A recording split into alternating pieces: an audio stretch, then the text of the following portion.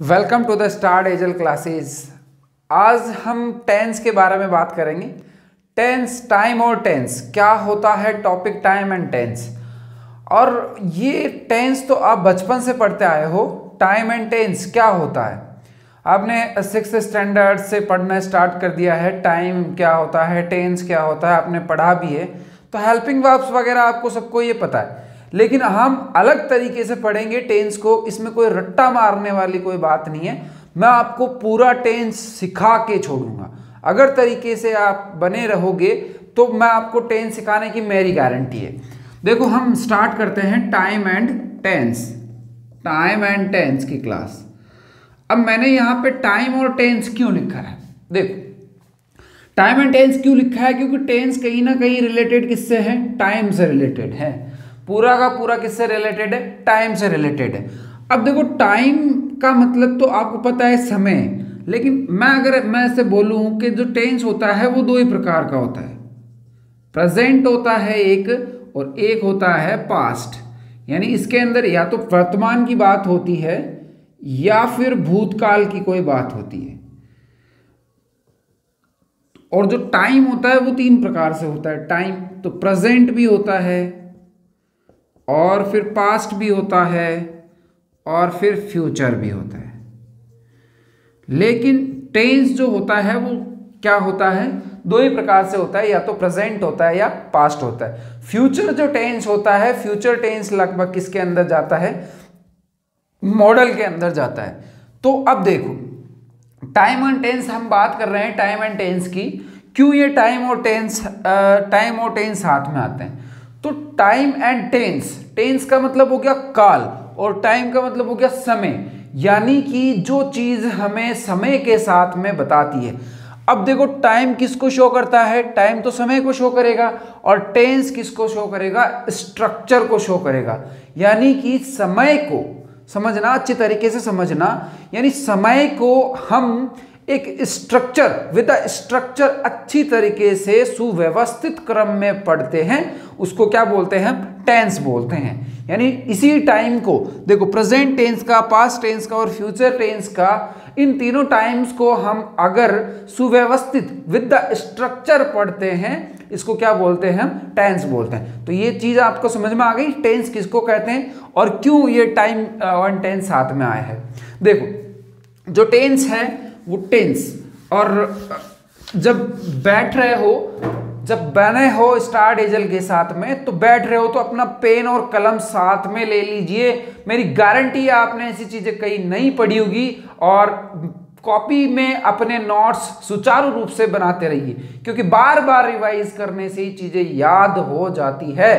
तो देखो, हम टाइम एंड टेंस पढ़ेंगे, लेकिन उससे पहले अंग्रेजी की कुछ बेसिक चीजें हमें जान लेना जरूरी है।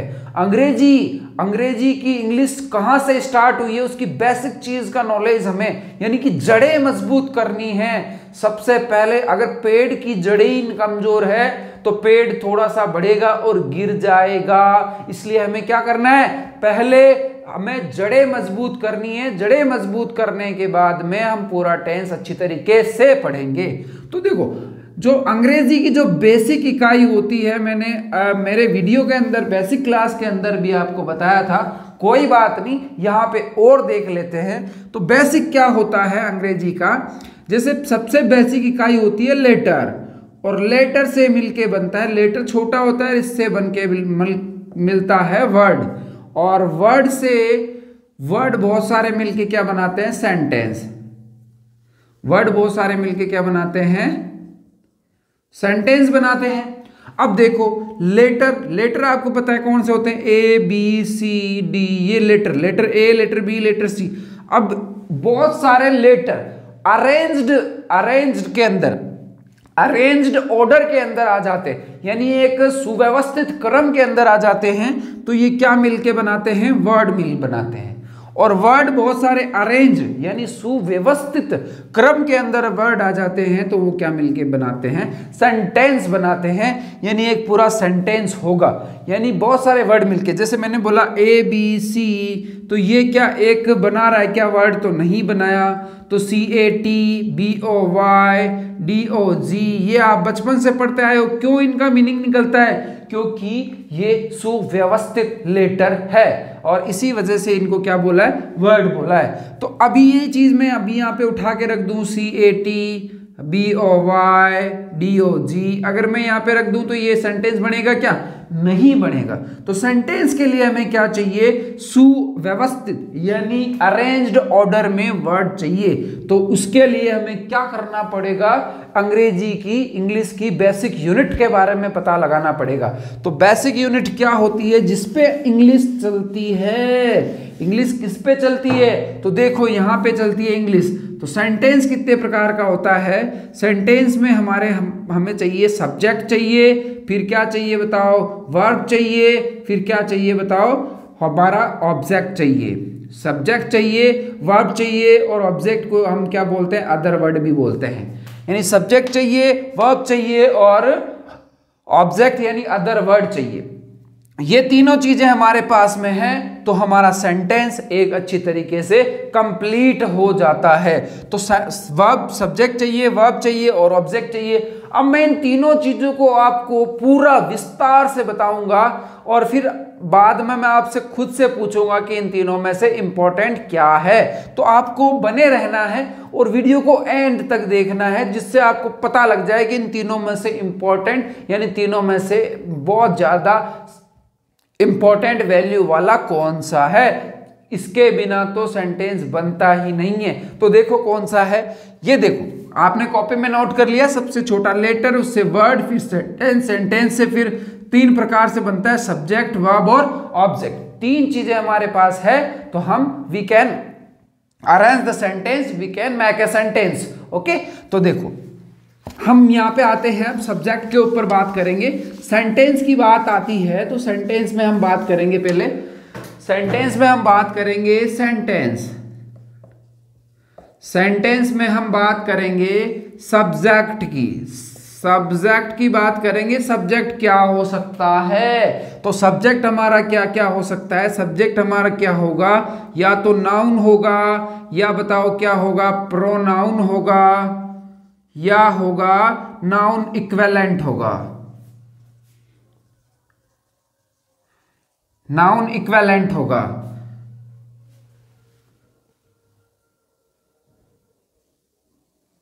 नाउन इक्विवेलेंट यानी नाउन के समान होगा। तो नाउन का मतलब होता है संज्ञा।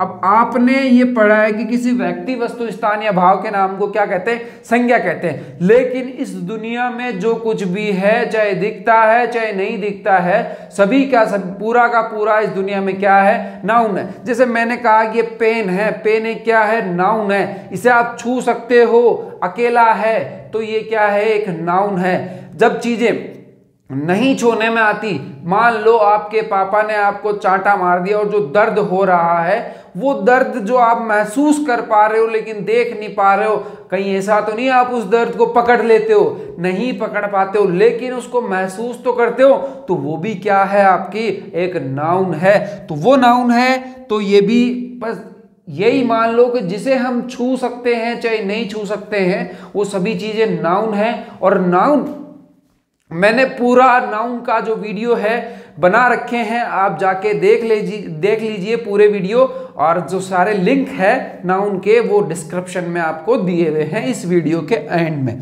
अब देखो नाउन क्या होती है वो मैंने समझा रखी है, फिर भी थोड़ा बहुत यहाँ पे मैं समझा देता हूँ। नाउन देखो दो प्रकार से होती है, या तो नाउन होती है सिंगुलर और या फिर नाउन होती है प्लूरल। ये दो ही तो नाउन, कैटेगरी नाउन की दो ही होती है ना, या तो क्या होगी, सिंगुलर होगी, या क्या होगी, प्लूरल होगी। या नाउन अगर सिंगुलर होगी तो इसके साथ जो बाद में देखेंगे क्या क्या, आप वीडियो के एंड में मैं बताऊंगा इनकी जादुई शक्तियां क्या क्या होती है। यानी सिंगुलर का मतलब हो गया एक वचन, यानी जो चीज एक होगी वो सिंगुलर में आएगी, और इसका मतलब हो गया बहुवचन। यानी जो एक से ज्यादा होगी वो किस में आएगी, प्लूरल के अंदर आएगी। अब देखो एक वचन में क्या होता है, प्लूरल यानी कि बहुवचन में क्या होता है। तो सिंगुलर के लिए हमें क्या चाहिए, एक तो पहला थिंग तो चाहिए कि सारी अनकाउंटेबल नाउन होनी चाहिए। कौन सी नाउन, अनकाउंटेबल नाउन होनी चाहिए। दूसरा हमें क्या चाहिए कि काउंटेबल, अनकाउंटेबल का मतलब हो गया जो गिना न जा सके। अब जो अनकाउंटेबल नाउन हो गई जिसे हम गिन नहीं सकते हैं वो क्या हो गई, अनकाउंटेबल नाउन हो गई। यानी अनकाउंटेबल नाउन जिसे हम गिन नहीं सकते हैं, एक दूसरी होती है काउंटेबल नाउन। तो अनकाउंटेबल नाउन कौन कौन सी होती है वो मैं बता देता हूं। आप इस फॉर्मेट को अपनी कॉपी में नोट करते जाइए, मैं नोट्स बनवा रहा हूं ताकि आप बार बार इस चीज को रिवाइज कर सको, हर चीज को कंठस्थ कर सको, ताकि आपको कोई, आपकी जड़ें कोई हिला ना सके टेंस के अंदर, इंग्लिश के अंदर। तो आप इनको नोट करते जाइए, मैं आपको धीरे धीरे सिखाता चलूंगा, पढ़ाऊंगा नहीं। अभी मैं पढ़ा नहीं रहा हूं, अभी आपकी अंग्रेजी में सिखा रहा हूं आपको। जीरो से मैं थोड़ा सा ऊपर लेवल पे ले जा रहा हूं। देखो यहाँ पे अनकाउंटेबल नाउन समझ गए आप। तो देखो सब्जेक्ट क्या होता है हमारा, मैं इसको एक बार थोड़ा सा मिटा के ऊपर लिख दे रहा हूं। सब्जेक्ट क्या होता है, हम पढ़ेंगे सब्जेक्ट, वर्ब और ऑब्जेक्ट तीनों चीजें एक साथ। तो हमारा में चल रहे थे हम सब्जेक्ट के ऊपर। तो सब्जेक्ट मैंने बोला क्या होता है, नाउन होता है, और नाउन के अंदर भी मैंने बोला सिंगुलर होता है और क्या होता है, प्लूरल होता है। और प्लूरल, सिंगुलर एक वचन, प्लूरल बहुवचन। अब सिंगुलर के लिए मैंने बोला क्या होना चाहिए, अनकाउंटेबल होना चाहिए। और अनकाउंटेबल कौन कौन सी होती है, तो मटेरियल यानी कि पदार्थ जितने भी होते हैं वो क्या होते हैं, अनकाउंटेबल। अभी आपको, अब पदार्थ में क्या आ गए, लिक्विड भी सारे आ गए। जैसे मैंने बोला आपको गोल्ड, तो गोल्ड क्या होता है, सिंगुलर होता है। क्या आप उसे कभी गिन सकते हो कि मेरे पास तो 2 गोल्ड है, 3 गोल्ड है, 3 मतलब, तो इन चीजों को आप गिन नहीं सकते हो। तो गिन नहीं सकते हो तो उसको बोलते हैं अनकाउंटेबल नाउन। और अनकाउंटेबल नाउन यानी मटेरियल जितने भी होंगे वो क्या होंगे, अनकाउंटेबल नाउन होंगे और क्या होंगे, सिंगुलर होंगे। और दूसरा ये होता है एब्स्ट्रैक्ट। एब्स्ट्रैक्ट जो नाउन होती है वो क्या होती है, एब्स्ट्रैक्ट का मतलब हो गया भाववाचक। भाववाचक संज्ञा यानी कि जिसमें जो भी भाव होगा वो सारे क्या होंगे, अनकाउंटेबल नाउन। और अनकाउंटेबल नाउन होने की वजह से क्या होंगे, सिंगुलर होंगे। क्योंकि स्टूडेंट यही मात खाते हैं, उनको सब्जेक्ट में यही नहीं पता चल पाता है कि सर सिंगुलर कौन सा है और प्लूरल कौन सा है। इसी वजह से हम सब्जेक्ट के अकॉर्डिंग वर्ब को पुट नहीं कर पाते हैं और क्वेश्चन हमारा गलत हो जाता है। मैं आपको सिखाऊंगा, पूरा एकदम चुटकियों के साथ पेपर पास कर जाओगे, कोई दिक्कत नहीं करेगा। अब आपको क्या करना है, इंग्लिश बोलनी कैसे है और लिखनी कैसे है और किस तरीके से ट्रांसलेशन करना है, इंग्लिश टू हिंदी और हिंदी टू इंग्लिश, सारी चीजें मैं आपको यहाँ पे सिखाऊंगा। तो एब्स्ट्रैक्ट नाउन अनकाउंटेबल होती है, मटेरियल नाउन अनकाउंटेबल। तो मैंने बता दिया मटेरियल में क्या होती है, मटेरियल में जितने भी लिक्विड यानी गोल्ड, सोना, वाटर, पानी, वाटर, मिल्क वगैरह सारी चीजें क्या होती है, अनकाउंटेबल। अब देखो दूसरा सिंगुलर के लिए मुझे क्या चाहिए, काउंटेबल चाहिए। क्या चाहिए, काउंटेबल नाउन चाहिए, लेकिन वो क्या होगी, एक होगी। क्या होगी, सिर्फ एक, यानी कि 2 चीजें होगी। जैसे मान लो मेरे पास में 2 मार्कर है, मेरे पास में 2 मार्कर है। अगर मैं इसको, ये काउंटेबल है 1 और 2, अगर मैं इसको गिनूं, अगर ये 1 है तो क्या हो जाएगा, सिंगुलर, और 2 होते ही क्या हो जाएगा, प्लूरल हो जाएगा। बताओ होगा क्या नहीं होगा। तो देखो यहाँ पे मैंने सिंगुलर को यहाँ पे क्लैरिफाई कर दिया है कि नाउन क्या होती है, singular, uncountable, material, abstract, noun, countable. और प्लूरल के अंदर क्या होगा, सिर्फ काउंटेबल नाउन होगी जो कि क्या होगी, 1 से अधिक होगी। क्या होगी, 1 से अधिक होगी, तो वो क्या जाएगी, प्लूरल के अंदर नाउन हो जाएगी। तो बताओ ये नाउन क्लियर है कि नहीं। सब्जेक्ट की जगह एक तो नाउन होता है, दूसरा होता है, बताओ, प्रोनाउन। दूसरा क्या होता है, प्रोनाउन। अब प्रोनाउन का मतलब होता है सर्वनाम।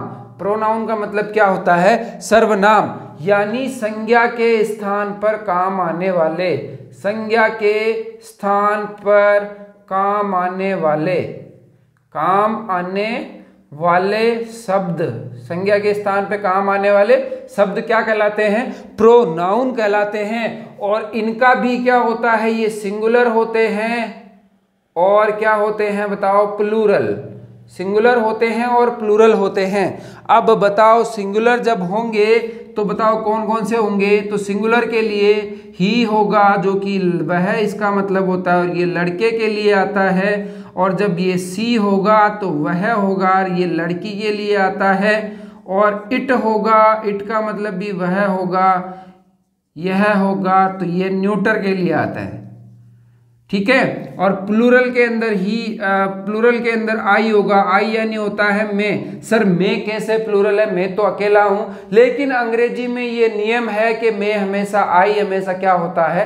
प्लूरल होता है। और इसके बाद में आ गया वी, आ गया वी यानी हम, और आ गया यू, आ गया यू यानी तुम, और दे यानी वे, ये प्लूरल होते हैं। ये प्रोनाउन तो बहुत सारे होते हैं, लेकिन सब्जेक्ट की जगह कौन कौन से काम में आते हैं? तो सब्जेक्ट की जगह ही, सी, इट, ये सिंगुलर होते हैं, और प्लूरल में आई, वी, यू, दे होता है। अब देखो तीसरा, ये तो हमारा सब्जेक्टिव। अब आप वीडियो को जल्दी से पॉज करो और ये नोट कर लो, आपको दोबारा नहीं मिलेगा, या फिर आप वीडियो को दोबारा बार बार रिवाइज करके देख लो, तो यही चीजें आपको मिलेगी। और ये बहुत इंपॉर्टेंट है। छोटी छोटी चीजें ही बूंद बूंद से घड़ा भरता है। आपने देखा होगा, सृष्टि करो, आपने जो कौवा वाली कहानी आपने सबने पढ़ी, यानी कि थोड़ा सा पानी उसमें कंकर डाला, थोड़ी सी मेहनत लगा दी तो उसने पानी पी लिया।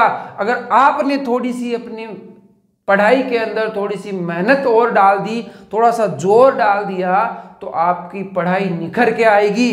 वैसे ही आपको ये नोट कर लो। और मैं अब चलता हूं तीसरे चीज पे, नाउन, प्रोनाउन और इक्विवेलेंट। नाउन इक्विवेलेंट यानी नाउन के समान। यानी नाउन के समान क्या होता है? नाउन के समान यानी नाउन इक्विवेलेंट। मैं इसको यहां लिख दे रहा हूं, नाउन के समान। ये आपने नोट कर लिया है। तो सब्जेक्ट में नाउन हो गया, प्रोनाउन हो गया। अब देखो नाउन के समान क्या होता है। अब नाउन के समान बहुत सारी चीजें होती है नाउन के समान। तो देखो नाउन के समान, नाउन इक्विवेलेंट, नाउन के समान क्या क्या होते हैं? तो नाउन के समान पहला होता है जेरेंड। जेरेंड क्या होता है? किसी भी वर्ब में, हम वर्ब भी पढ़ेंगे, बहुत टाइप की होती है वो। देखो पहले हम सब्जेक्ट की बात कर रहे हैं, पहले एक मुद्दा तो क्लियर हो, एक चीज तो हमारे जेब में आ जाए, एक चीज तो पॉकेट में आ जाए कि ये तो अब हमारी है। तो देखो जेरेंड का मतलब क्या होता है? सब्जेक्ट जो वर्ब होती है, वर्ब में हम आईएनजी जोड़ देते हैं और उसको क्या बना देते हैं? सब्जेक्ट बना देते हैं। क्या बना देते हैं? सब्जेक्ट बना देते हैं। तो वो क्या होती है? जेरेंड होती है। सब्जेक्ट या ऑब्जेक्ट बना देते हैं, यानी कि इसको जोड़ के हम क्या बना देते हैं? नाउन बना देते हैं। तो ये क्या हो जाती है बताओ? जेरेंड कहलाती है। जैसे आपने देखा होगा, जैसे स्विम वर्ब है, स्विम का मतलब होता है तैरना, और इसमें मैंने आईएनजी और जोड़ दिया स्विमिंग, तो इसका मतलब हो गया तैराकी। इज गुड एक्सरसाइज, क्या है? Is good exercise for health. Is swimming is good exercise for health. तो यहां पे ये स्विमिंग क्या है? जेरेंड फॉर्म में है। तो नाउन इक्विवेलेंट आपको समझ में आ गया। एक होता है इन्फिनिटी। इन्फिनिटी यानी होता है टू प्लस वर्ब की first form. Two plus verb की फर्स्ट फॉर्म क्या होता है? इन्फिनिटी। ये भी नाउन के समान होता है। तो ये नाउन के समान कैसे कार्य करता है? देखो जब सब में ये two plus infinity, two plus verb की फर्स्ट फॉर्म आ जाती है, तो वो क्या बना देता है? क्योंकि एक सेंटेंस में दो वर्ब पॉसिबल नहीं होती है। और हम पढ़ रहे हैं अभी सेंटेंस कैसे बनाते हैं। तो सेंटेंस में पहला भाग पढ़ रहे हैं सब्जेक्ट, और सब्जेक्ट के अंदर हमने पढ़ लिया नाउन, प्रोनाउन और नाउन के समान। तो नाउन के समान जेरेंड होता है, इन्फिनिटी टू प्लस वर्ब की फर्स्ट फॉर्म का कार्य करता है। जैसे टू टीच यानी पढ़ाने के लिए, वी बाई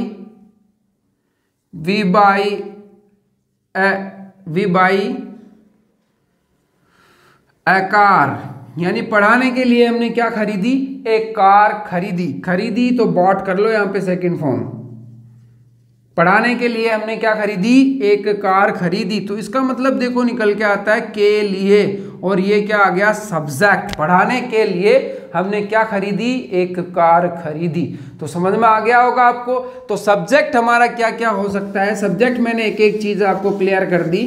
तो सब्जेक्ट हमारा होगा या तो नाउन होगा, या प्रोनाउन होगा, या फिर नाउन के इक्विवेलेंट होगा। और नाउन के इक्विवेलेंट में मैंने बताया आपको जेरेंड हो सकता है, इन्फिनिटी हो सकता है, और भी चीजें हो सकती है, लेकिन इतना अगर टेंस में आप पढ़ लोगे तो वो बहुत हो जाएगा। तो सब्जेक्ट का काम हमारा कंप्लीट हुआ।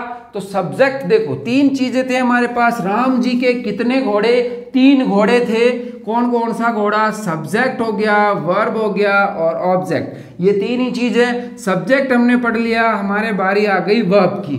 तो देखो मैं आपको टेंस की लगातार, जब तक टेंस आपके ग्रामर जब तक आपके पूरी नहीं हो जाए, आपको रोज एक क्लास मिलती रहेगी। आप इसको रोज लगातार देखिएगा, और प्लीज चैनल को सब्सक्राइब कर दीजिए और बेल आइकन पे जरूर दबा दिए, ताकि मेरी क्लास सबसे पहले YouTube पे आते ही सबसे पहले आपको पता लगे, आपके पास नोटिफिकेशन आ जाए। अगर मैं अच्छा पढ़ा रहा हूं तो प्लीज लाइक और शेयर जरूर कर दे, ताकि सभी को, आपके पास जितने भी 10वीं क्लास, 12वीं क्लास और SSC CGL वगैरह जिसकी भी तैयारी कर रहे हैं, रिट की तैयारी कर रहे हैं, तो उनमें बहुत सारे क्वेश्चन आने वाले हैं जो मैं यहाँ पे आपको प्रैक्टिस करवाने वाला हूं। आप उन तक शेयर करिए। मेरी ये आज पहली क्लास है, मैंने आपको इतना पढ़ाया है, और रोज हमारी यही क्लास होगी, टेंस की क्लास, टाइम एंड टेंस की क्लास। और अजीब मतलब ऐसे तरीके से मैं आपको पढ़ाने वाला हूं जो आपने अभी तक नहीं पढ़ा है। तो आज के लिए बहुत इतना ही, और मुझे प्लीज़ कमेंट करके बताइए कि आपके कोई प्रॉब्लम है, कोई समस्या है, आपने नोट्स नहीं बनाए हैं, या फिर आपको समझ नहीं आ रहा है, तो मैं उसके लिए भी आपके लिए कुछ करूंगा। प्लीज़ कमेंट करिए। आज के लिए इतना ही। It's all over for the day. कल हमारी क्लास होगी वर्ब के बारे में, पूरा वर्ब क्या होती है वर्ब।